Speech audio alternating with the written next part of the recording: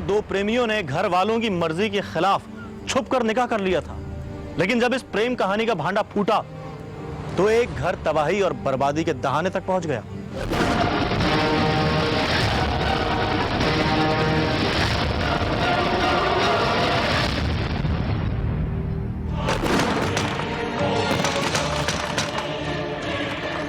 दरवाजे पर कुछ लोग इस तरह धड़धड़ कर रहे थे जैसे दरवाजा फौरन न खोला गया तो कयामत आ जाएगी।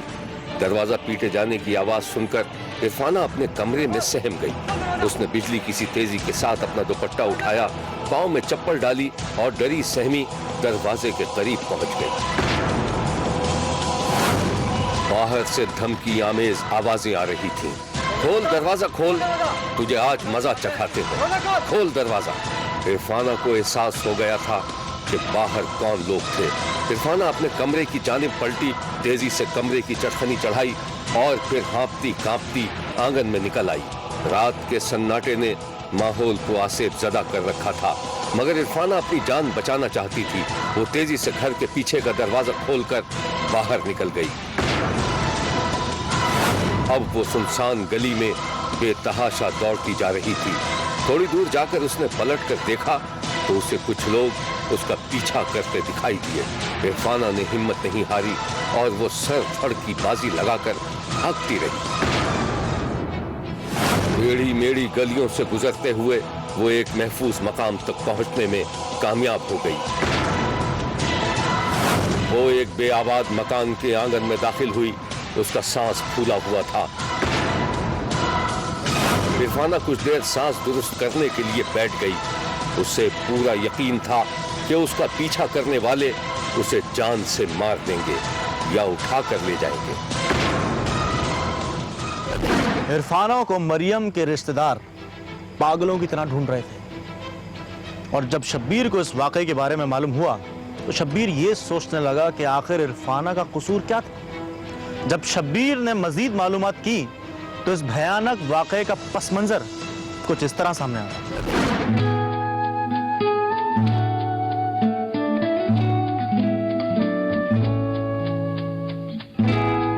चांदनी रात में मरियम और जहीर इकबाल खेतों के दरमियान पीठ से पीठ मिलाए गुमसुम बैठे हुए थे। दूर फजा में बांसुरी की लय उभर रही थी जिसने माहौल को खासा रोमांटिक बना दिया था। फिर वो दोनों अपनी जगह से उठे। वो दोनों डरे सहमे एक दूसरे का हाथ थामे खेतों से बाहर निकल आए। जहीर ने मरियम को खुदा हाफिज कहा और एक तरफ होकर मरियम को घर जाते देखता रहा। जहीर का बाप घर लौटा तो जहीर घर में मौजूद नहीं था। उसने अपनी बेटी इरफाना से पूछा तो वो भी अपने भाई से लाइल्म थी।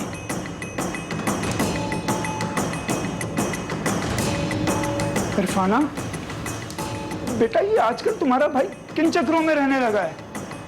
और धंधा तो जैसे इसने चौपट करके रख दिया हो। और तो और वो अब रातों को भी देर से घर आने लगा है। अब्बा मुझे क्या पता, आए तो उससे खुद पूछ लेना। अरे मैंने तो उसे उसके हाल पे छोड़ दिया है। भाड़ में जाए मेरी तरफ से। पता नहीं कहाँ आवारा गर्दी कर रहा होगा। लेकिन एक बात बता दूं बेटा, अगर कल को कोई थाना या पुलिस कचहरी हुआ ना तो मैं छुड़ाने नहीं जाऊंगा तुम्हारे भाई को, समझे तुम?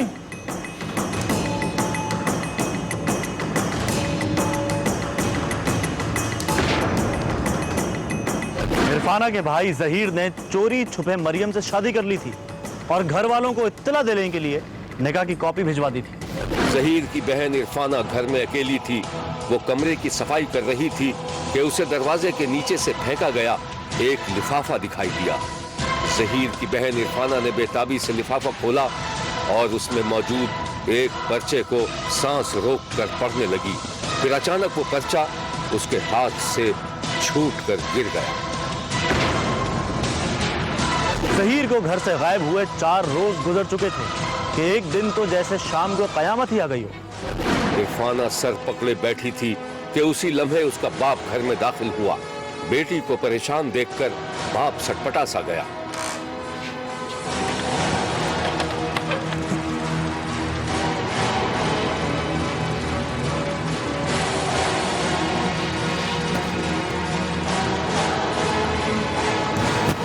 क्या बात है बेटा?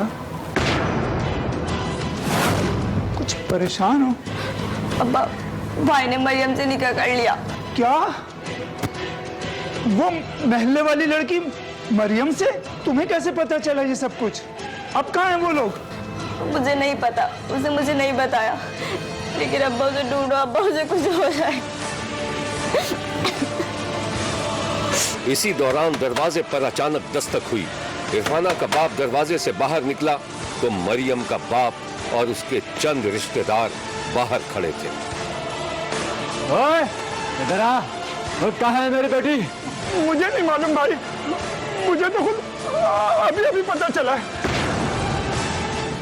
ओए, तू तो क्या, तेरा बाप भी बताएगा कहाँ है मेरी बेटी? वो मुझे नहीं पता। ओए, चल गाड़ी में से। ओ चल रहा, ओ चल बेटा, चल। जहीर के बाप को जबरदस्ती अगवा कर लिया गया था। गाड़ी तेजी से कच्चे पक्के रास्तों पर दौड़ती चली जा रही थी। फिर वो एक मकान के सामने रुक गई। जहीर के बाप को जबरदस्ती अंदर ले जाकर एक कमरे में बंद कर दिया गया।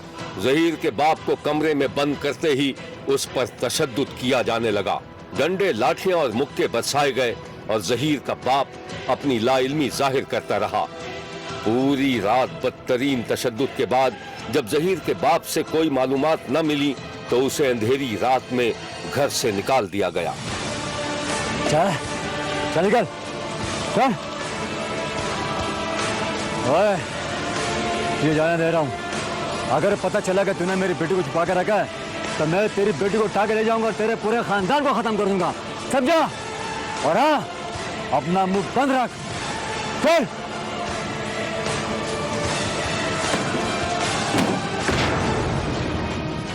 इस कहानी की मजीद तफसीलात हम आपको दिखाएंगे, लेकिन एक ब्रेक के बाद।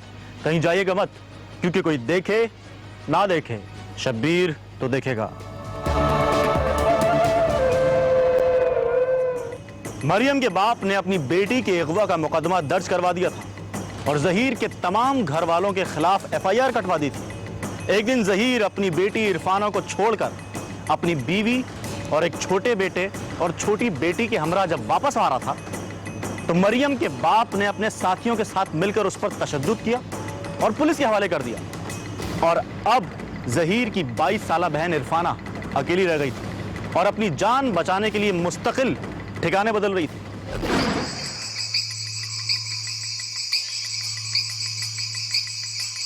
उधर जहीर और मरियम एक नामालूम मकाम पर डरी सहमी जिंदगी गुजार रहे थे। उस रात मरियम अचानक गहरी नींद से चौंक कर उठ बैठी और अपने शौहर को तलाश करने लगी जो बराबर ही में सो रहा था। फिर जहीर भी नींद से बेदार हो गया। क्या हुआ मरियम?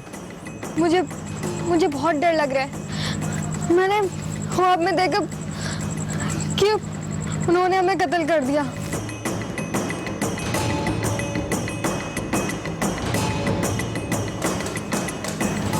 घबराने की बात नहीं है, हमने कोई गुनाह नहीं किया। सो जाओ।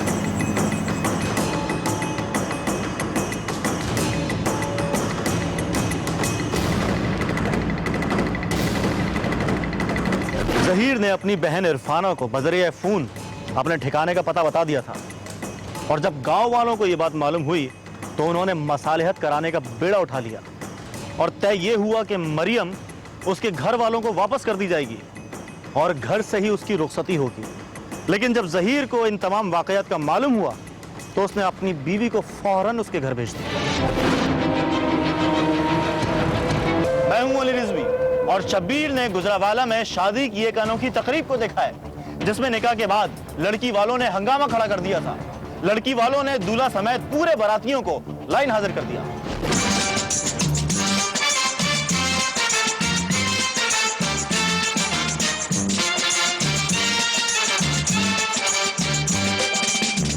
नौशीन के मोबाइल की घंटी बजी तो उसने दौड़कर मेज पे रखा मोबाइल इस तरह उठाया।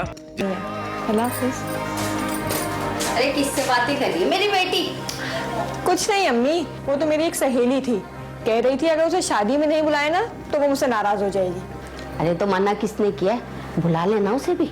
मुलाजमत करता था। नौशीन की मां रिश्ता लगाने वाले शख्स के साथ सगीर को देखने शेखोपुरा पहुंची तो सगीर की मां ने उसका भरपूर इस्तकबाल किया, उसे गले से लगाया और इज्जत और एहतराम से घर में बिठा लिया।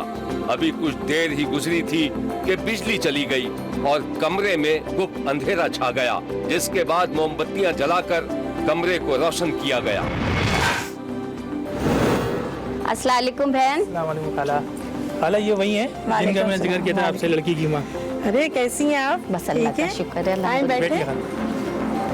भाई साहब नहीं आए साहब? जरा उनकी तबीयत सही नहीं थी तो मैंने कहा चलो मैं ही चली जाती। चलिए बात की है आपने आगे। अरे ये बिजली भी कम बहुत जिंदगी का अजाब बनी हुई है।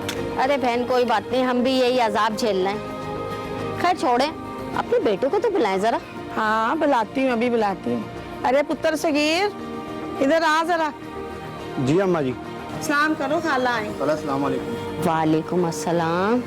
अरे अच्छी नौकरी है, अपना मकान है, ऐश करेगी तुम्हारी बेटी। देख लिया मेरा बेटा, कैसा लगा? हाँ हाँ आपने कह दिया, मैंने यकीन कर लिया। एक तो कमबख्त मेरी आंखें इतनी कमजोर हो गई हैं और ऊपर से ये लेट को भी अभी जाना था। मैं तो कहती हूँ अभी बात पक्की कर ले। हाँ हाँ जरूर, मगर आप मुझे 1-2 दिन दे, मैं जरा इनके अब्बू से जरा मशवरा कर लूँ। हाँ हाँ बाजी बिल्कुल। अच्छा आपा, हम लोग चलते हैं, कल मैं आपको इसी वक्त फोन कर दूंगा। चलो जुग जुग जियो मेरा बेटा। बहन अगर कोई गलती वलती होगी हो तो माफ करना। नहीं नहीं चले, अल्लाह भला करे आपका। अल्लाह हाफिज। नौशीन की मां ने शौहर से मशवरा करने के बाद रिश्ता कबूल कर लिया था और अब दोनों खानदानों में वक्फे वक्फे से राबिता भी शुरू हो गया था और खुद नौशीन अपने मंगेदर से फोन पर अब बातचीत। निकाह और रुखसती की तारीख तय होने के बाद नौशीन की रातों की नींदें उड़ गई। वो हर वक्त अपने होने वाले शौहर के ख्यालों में खोई खोई सी रहने लगी। नौशीन को सोते जागते बस अपने होने वाले शौहर का ख्याल रहता। वो खुद को दुल्हन के रूप में देखती और ख्यालों में उसका शौहर उसे प्यार के साथ रुखसत करके ले जाता हुआ दिखाई देता। नौशीन के कानों में हर वक्त शादी ब्याह के नगमे गूंजते रहते, लेकिन कभी कभी वो उदासी के समंदर में भी डूब जाती, क्योंकि अब कुछ दिनों बाद वो बाबुल की दहलीज छोड़। साथ शब्बीर का ये भी कहना है कि लड़की की मर्जी के बगैर उसकी शादी नहीं की जा सकती।